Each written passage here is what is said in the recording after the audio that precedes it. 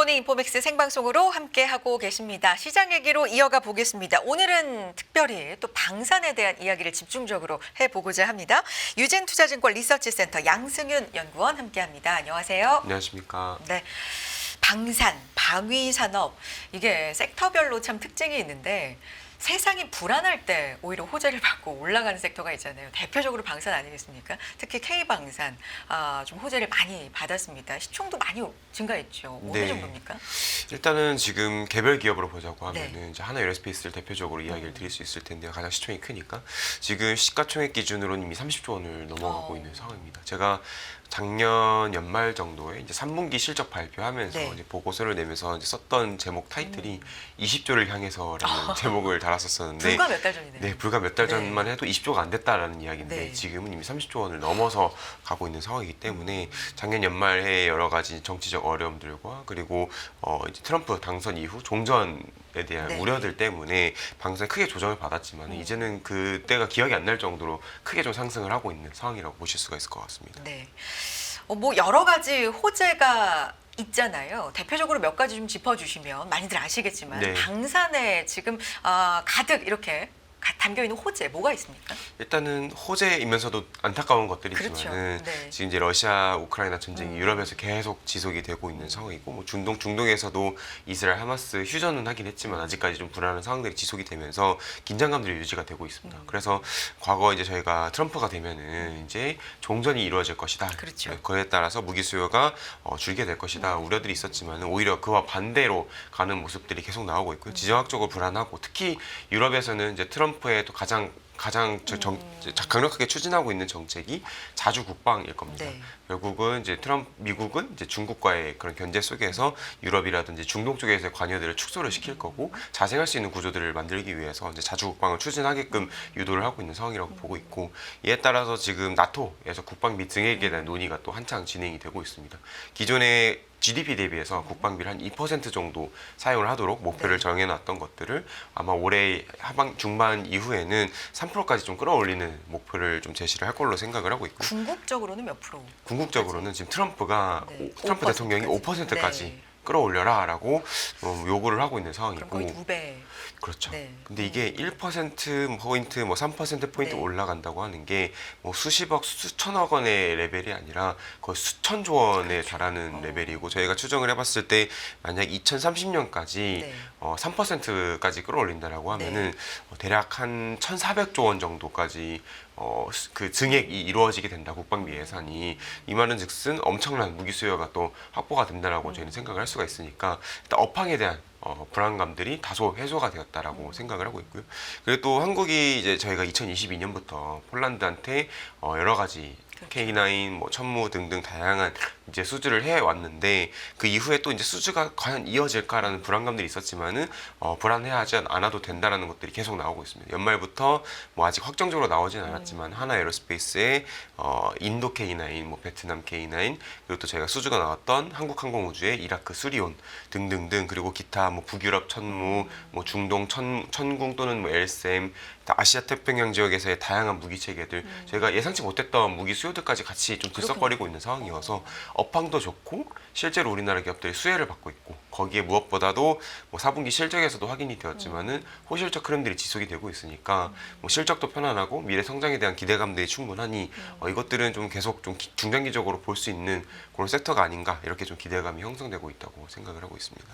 우크라이나 전쟁이 이제 끝나가는 게 좀 가시화되고 있다라는 예상들이 좀 나오면서 사실 이 K 방산이 본격적으로 수출에 굉장히 두각을 나타낸 게 또 이 계기가 있었기 때문에 종전이 되면 좀 어쨌든 악영향이 있는 거 아니야? 라는 우려가 있긴 있었습니다. 근데 그도 그럴 것이 그 전쟁 이전에는 사실 K방산 좀 내수 산업 중심이었잖아요. 근데 폴란드의 17조 가량의 이제 수출을 터뜨리면서 그때부터 사실 기폭제가 됐다고 볼 수 있는데 오히려 근데 종전을 하면서 이게 우리한테 좀 불리한 게 아니라 지금 유리한 쪽으로 방산에도 지금 가고 있다 이런 말씀이시죠? 네. 네. 덧붙여서 말씀을 드리고 네. 싶은 거는 이제 유럽 쪽에서 무기 수요가 네. 앞으로 크게 늘어날 것이다. 유럽에서. 네, 말씀을 네. 드렸는데 작년 재작년부터 이야기됐던 게 이제 유럽 영내에서 조달을 하자라는 그렇죠. 보호주의 움직임들이 맞아요. 계속 나왔었었고 아마 미국도 이제 지금 계속 뭐 이제 경제적인 것들이나 정치적인 측면에서 이제 협상을 하는 모습들이 나오고 있기 때문에 미국은 이제 앞으로 유럽을 상대로 해서 무기를 사라고 강요를 할 가능성들도 있습니다. 이 말은즉슨 유럽에서 뭐 유럽산 무기들 그리고 미국산 무기들이 선호가 되는 추세들이 나올 수가 있을 텐데 그렇다고 또 저희가 불안해해야 되느냐라고 하면은 그렇진 않다. 왜냐면은 지금 무기 수요가 유럽에서만 있는 게 아니라 뭐 중동에서도 있고 아태 지역에서도 있고 뭐 남미에서도 있고 다양한 지역들에서 들썩거리고 있는 상황인데 만약에 유럽 기업들과 미국 기업들이 이제 유럽 내 무기 수요에만 좀 포커스를 맞추게 된다고 하면은 소위 말해서 빈집이 생길 수도 있다라고 저희는 생각을 하고 있어서 만약에 이제 그런 상황들이 벌어진다 하더라도 한국은 뭐 중동이라든지 아태 쪽에서 좀 안정적으로 그런 수요들을 좀 가져가는 흐름들이 나오기 때문에 결국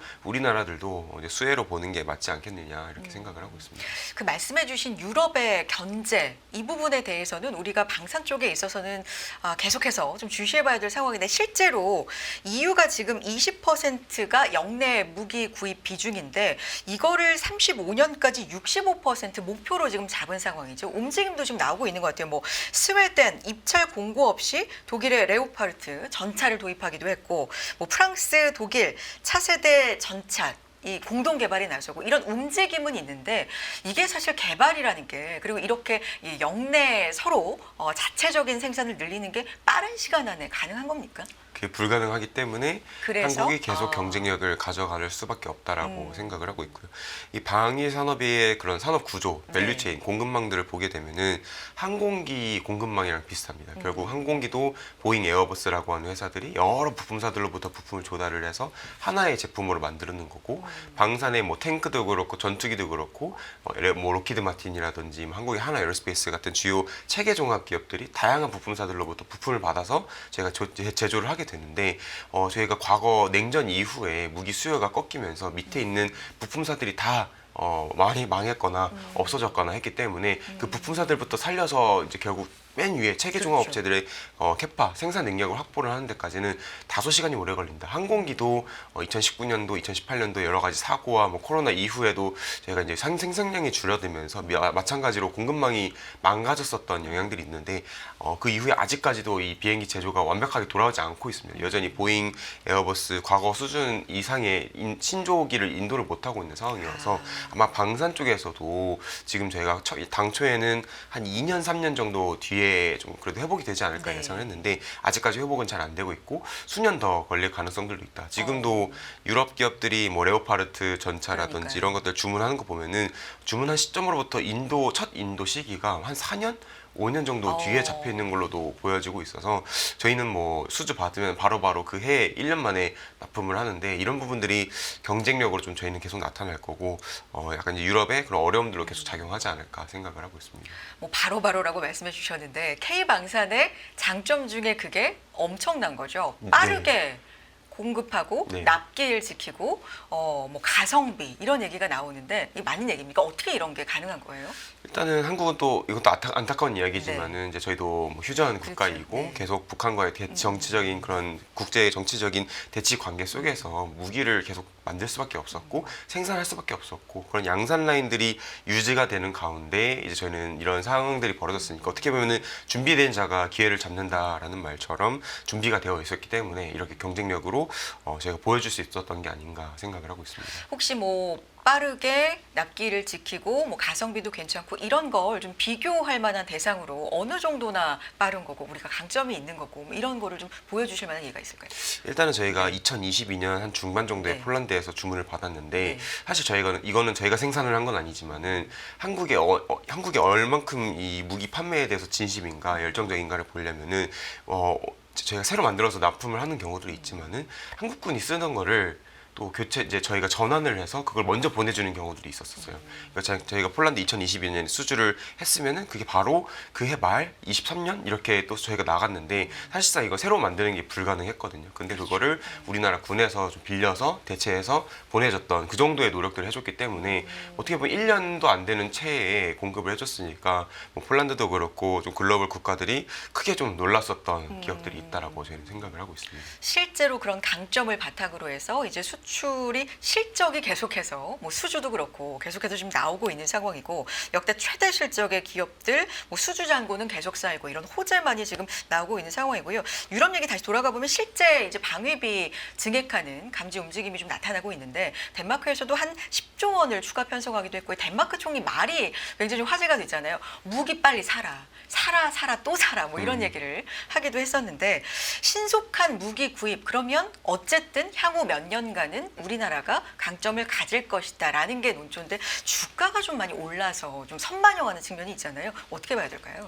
사실 주가에 대해서도 네. 저희 굉장히 고민이 많습니다. 그래요. 왜냐면은 보통 방산 기업들이라고 하면은 이제 저희가 기업 가치 판단할 때 밸류에이션 할 때 멀티플이라고 해서 주가 배수를 저희가 보게 되는데 PER 지표를 많이 활용을 하고 있고 저희가 보통 기준점으로 잡고 있는 거는 한 20배 정도 됩니다. 왜냐면 글로벌 피어가 과거에는 한 20배 정도 수준이었으니까. 근데 요즘 그 뭐 글로벌 동종 기업들의 멀티플이 계속해서 올라가고 있습니다. 왜냐면 유럽이 그러한 이제 여러 가지 어려운 여건 속에서 방산 기업들에 대한 주목도가 네. 굉장히 커지고 있고 뭐 대표적으로는 이제 라인메탈이라고 하는 이제 독일에서 뭐 탱크라든지 자주 이런 이제 포병류 한국의 하나 에어로스페이스랑 비슷한 기업이 있는데 제가 2025년도 실적 기준으로 봤을 때 PER이 과거 한 20배에서 20배 중반 됐던 것들이 이제 30배를 넘어서 또 달려가고 있는 상황이어서 소위 말하는 이제 리레이팅이 이루어지고 있는 상황이고 한국도 만약에 그런 리레이팅에 대한 여건들이 좀 부합한다라고 하면은 충분히 멀티플이 또 올라가는 구간들이 나타나게 될 것이다라고 생각을 하고 있습니다.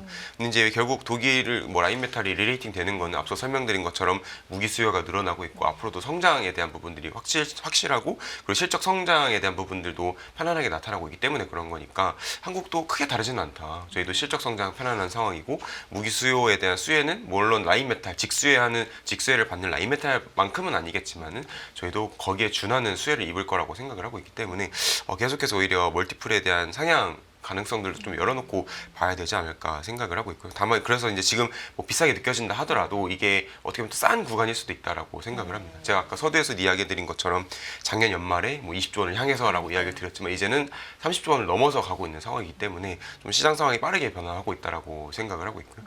그리고 또 무엇보다도 제가 작년보다 올해 실적이 더 올라갈 거고 그리고 올해보다 내년에 더 실적이 올라갈 거기 때문에 일단 절대적인 이익값의 증분에 따른 기업 가치 상향에 대한 부분들도 좀 같이 기대를 해볼 수 있지 않을까. 그래서 저는 뭐 방산에 대해서 뭐 단기적인 관점에서 접근하기보다는 중장기적 관점에서 접근한다라고 하면은 충분히 좋은 수익률들을 좀 확보하실 수 있지 않을까 생각을 하고 있고 실제로 뭐 하나 에어로스페이스 같은 경우는 저희가 뭐 2022년부터 비교를 해서 보면은 뭐 300%, 뭐 400%까지도 주가가 크게 올랐었던 경우들이 있기 때문에 지금 같은 상황에서는 방산에 대한 관심을 좀 안 가질 수가 없다 이렇게 생각을 합니다.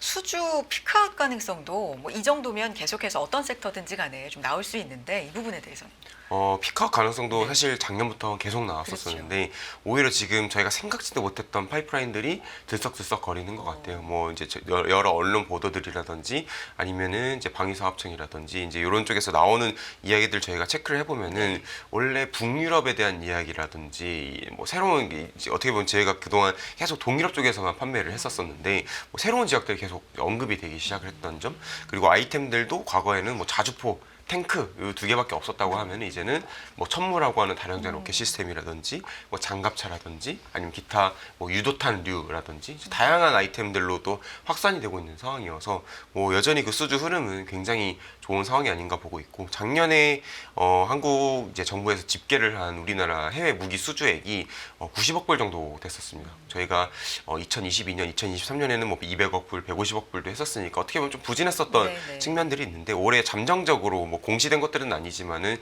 이야기가 나오는 게 한 240억 불 정도까지 수주를 좀 기대해 볼 수 있다라고 이야기를 하고 있고 저도 지금 나와 있는 파이프라인 바탕으로 추정해 봤을 때 한 150억 불 정도 이상은 가능하다고 보고 있어서 올해는 오히려 작년보다 수주 흐름 자체는 강해지는 한 해가 되지 않을까 이렇게 생각을 하고 있습니다. 그렇군요. 그런데 이 어떤 섹터보다도 약간 특수한 점이 정부와의 뭐 기업과 이제 원팀으로 우린 뭉쳐야 된다. 이런 표현이 나오는 좀 특수한 섹터기도 하잖아요. 기업과 국가 간의 계약 것도 물론이지만 국가의 어떤 관계성도 좀 중요하다 하다 보니까 우리가 지난 연말부터 뭐 여러 정치적인 이슈로 인해서 잠시 또 흔들리는 시절도 있었어요. 이런 부분은 하나의 또 리스크 아닐까요? 맞습니다. 아직 네. 그 리스크는 해소가 되진 않았다고 네. 생각을 합니다만은 뭐 방산의 무기 협상들, 딜들이라고 하는 것들이 반드시 G2G의 딜들은 또 아닙니다. 말씀해주신 것처럼 기업 대 정부 사업들도 굉장히 많고 물론 이제 저희가 정부에서 나서서 뭐 무기 파는 것뿐만 아니라 저희가 뭐 다른 것들을 이제 저희가 제공을 해줄 수가 있거든요. 뭐 어떤 뭐 자금을 지원해 준다라든지 아니면은 뭐 방산뿐만 아니라 다른 산업들과 엮어서 통합 패키지로 제시를 한다라든지 조금 더 매력적인 딜들을 이제 제시를 하려면은 이제 범정부 차원에서의 협력들이 필요하기 때문에 약간 이런 부분도 좀 아쉽다고 볼 수도 있겠지만은 지금 시장에서 이미 저희가 뭐 중동 폴란드 다수 판매를 해왔고 이미 정부와 그런 기업들 간의 파이프라인이 독자적으로 구축이 되어 있다고 보고 있어서 지금 이미 저희가 기존에 파이프라인을 가지던 기업들, 국가들한테 판매를 할 때는 뭐 그래도 영향들은 좀 괜찮지 않을까 생각을 하고 있고 만약에 근데 신규 개척을 하는 입장에서는 조금 영향은 있을 수 있겠다라고 생각을 하고 있습니다. 아니면 조금 더 원팀으로 움직여주는 어떤 원동력이 있다면 훨씬 더 좋을 수도 있는데 맞습니다. 그런 부분에 대한 아쉬움은 좀 있을 수 있다라는 말씀이십니다. 지금 사실 무기 쪽도 이제 정통의 무기 쪽이 있고 AI 신산업과 결합해서 이 방산도 상당히 이야기를 많이 하잖아요. 우리 같은 경우는 정통이 좀 강하고 신산업과 이렇게 결합되는 부분에서는 조금 더 긴 시각으로 보면 이쪽은 좀 약해지는 거 아닌가라는 시각도 있을 수 있어요. 이 부분은요.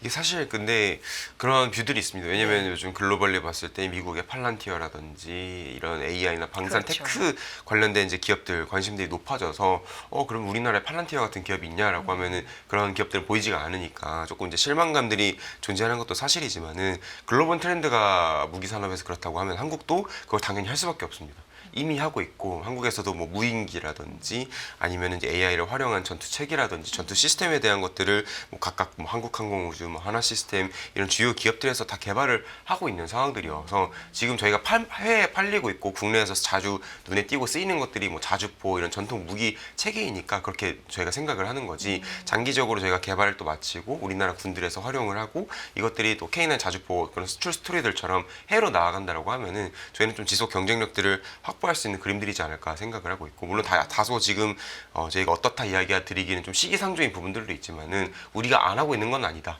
그저께 이제 언론 보도들을 통해서 공개가 됐던 거는 무인기에 네. 대한 개발 소식이었습니다. 무인기 시제기가 만들어졌고 제가 파악하기로는 이게 또 실물기로서 시험 비행도 할 걸로 파악을 하고 있는데 어쨌든 미국에서도 비슷한 발키리라고 하는 무인기가 뭐 F-35나 이런 네. 최첨단 전투기들과 편대 비행을 하는 그런 뭐 영상들이나 이런 것들이 많이 노출이 되고 있는데 우리나라도 그 흐름들을 따라가고 있다는 것들을 계속 증명해주고 있다 생각을 하고 있습니다. 미국 새 정부 들어서면서 이제 효율화라는 얘기가 상당히 좀 많이 나오는데 군대, 군사, 무기 쪽으로도 효율화 움직임이 좀 뚜렷하잖아요. 그럼 이거는 좀 트렌드가 될 수도 있을까요?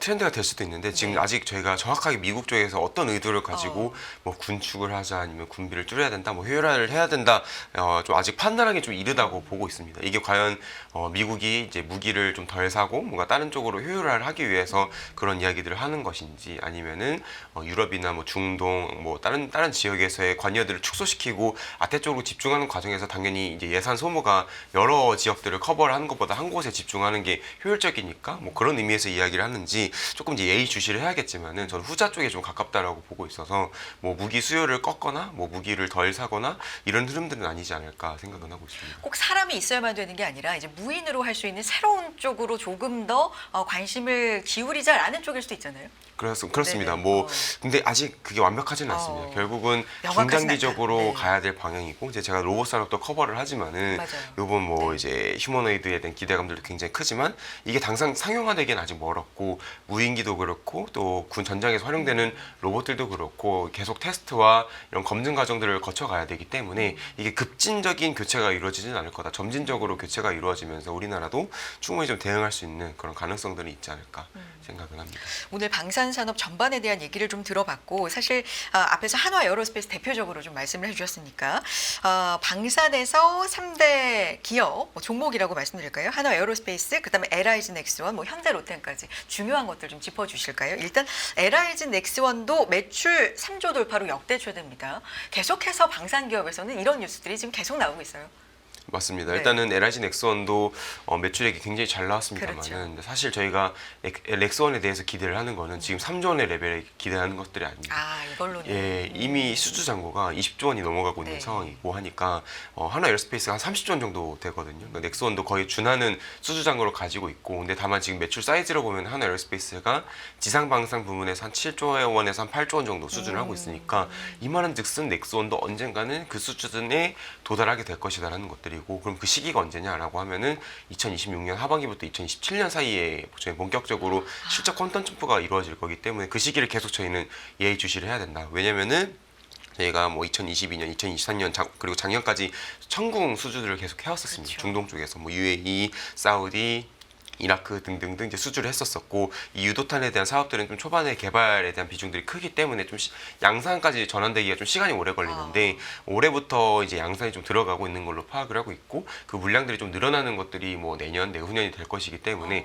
올해 당장도 당연히 기대가 되지만 또 중장기적으로 좀 바라봐야 되는 기업이다라고 이야기를 드리고 있고, 그리고 엘셈이라고 하는 아이템이 또 신규 중동 수출에 대한 기대감들이 붙고 있으니까 네. 뭐 엘셈 수출까지 좀 같이 기대를 해봐야 된다 말씀을 드리고 있고요. 그리고 로템도 거의 하나 에어스페이스가 이번에 실적 서프라이즈를 크게 기록을 했었습니다. 영업이익 기준으로 컨센서스가 한 5천억에서 6천억 정도 레인지였는데 실제로 나온 건 8,900억 정도였으니까 실적이 굉장히 잘 나왔고, 근데 그만큼 실적이 잘 나왔던 게 현대 로템이었습니다. 저희가 컨센서스에 좀 부합하는 수준으로 나오긴 했지만은 철도 부분에서 일회성 비용으로 1,000억 이상 발생을 했고, 이것들 고려하면은 방산 쪽에서만 이익률이 거의 뭐 30% 40% 정도 기록을 한 걸로 파악을 하고 있어서 일단 네. 이익률 좋은 거는 확인을 했다. 그럼 이제 여기에 대해서 이제 신규 수주가 좀 더 붙어줘야 되는데, 다행히도 저희가 우려를 많이 했었던 K2전자 폴란드 2차 사업에 대한 부분들이 지금 이제 점점 가시화되고 있는 상황들이어서 폴란드 2차와 더불어서 그리고 또 기타 이제 루마니아라든지 또 중동 쪽까지 추가 수주들에 대한 기대감들도 계속 올라가고 있는 상황이어서 이런 부분들도 좀 같이 체크를 해서 봐야 된다 말씀을 드리고 있습니다. 마지막으로 한화 얘기만 조금만 짧지만 좀 더 해주세요. 한화 에어로스페이스, 한화 시스템, 뭐 한화 이제 불꽃 하나 이제 네. 얘기를 많이 하는데 진짜 뭐 한화 그룹 자체가 시총에서 상당히 많이 이제 올랐고 거기에 이제 대표적으로 방산이 또 효자 역할을 했다. 한화에 대해서 어떻게 봐야 됩니까? 한화에 대해서는 네. 사실 어떻게 보면 이 흐름들을 굉장히 잘 타고 있다고 네. 보고 있습니다. 뭐 저희가 과거에는 뭐 솔루션 중심으로 뭐 신재생이라든지 뭐 태양광 쪽으로 좀 익스포즈를 가져갔다라고 하면은 그 이후에는 이제 방산이라든지 아니면 반도체 쪽에 대한 기대감들이 커지는 상황에서 그룹 내 지배구조 개편들도 지속 추진을 하면서 뭐 방산 같은 경우는 한화 에어스페이스로 집중시키고, 또 작년에 가장 크게 이슈가 됐었던 게 하나 에어스페이스의 일부 이제 자회사들 매각 이제 좀 정리였었고요. 뭐 하나 비전이라든지 그리고 이제 하나 정밀 기계를 떼어내서 그걸 이제 새로 하나 인더스트리얼 솔루션즈라고 하는 회사로 붙이면서 뭐 반도체와 그리고 테크 쪽으로 좀 재편하는 모습들이 나왔었고, 어떻게 보면 이 사업 구조들을 각 특성마다 좀 효율적으로 재편을 하는 과정에서 이 뭐 의사 결정이라든지 사업 추진에 대한 부분들이 굉장히 좀 슬림해진 게 아닌가 이렇게 생각을 하고 있고, 예, 저는 어쨌든 계속 이 방산 그리고 반도체에 대한 노출도들을 크게 가져가는 상황 속에서는 지금 이 산업의 흐름과 같이 좀 가정개를 같이 하고 있는 회사이지 않나 이렇게 생각을 하고 있습니다. 오늘 전반적으로 방산, 국내 특히 K방산에 대해서 어떻게 바라봐야 되는지 주가 측면에서도 사실 투자자 입장에서는 여러 가지 좀 의문점이 지금 상황에서 좀 있을 수 있는데 그런 부분에 대한 연구원님의 의견 또 기업에 대한 이야기까지 들을 수 있었습니다. 또 모셔보도록 하죠. 유진투자증권 리서치센터 양승윤 연구원 함께했습니다. 고맙습니다. 감사합니다.